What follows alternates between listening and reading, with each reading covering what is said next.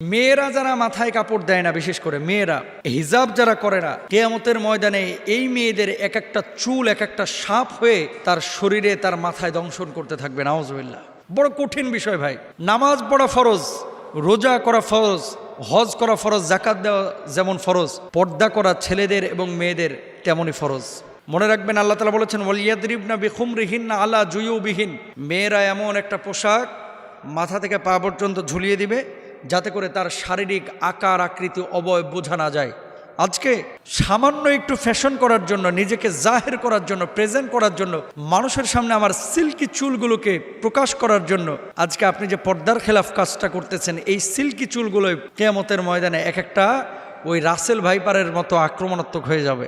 এই চুলগুলো আপনাকে মাথার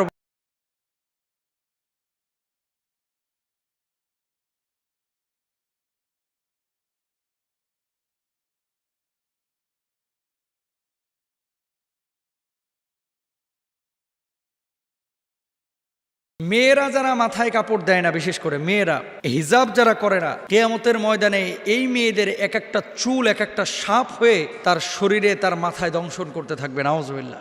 বড় কঠিন বিষয় ভাই। নামাজ পড়া ফরজ, রোজা করা ফরজ, হজ করা ফরজ, যাকাত দেওয়া যেমন ফরজ, পর্দা করা ছেলেদের এবং মেয়েদের তেমনই ফরজ।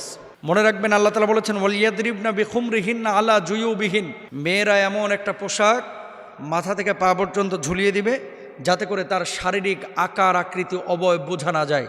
আজকে সামান্য একটু ফ্যাশন করার জন্য, নিজেকে জাহের করার জন্য, প্রেজেন্ট করার জন্য, মানুষের সামনে আমার সিল্কি চুলগুলোকে প্রকাশ করার জন্য আজকে আপনি যে পর্দার খেলাফ কাজটা করতেছেন, এই সিল্কি চুলগুলোই কিয়ামতের ময়দানে এক একটা ওই রাসেল ভাইপারের মতো আক্রমণাত্মক হয়ে যাবে। এই চুলগুলো আপনাকে মাথার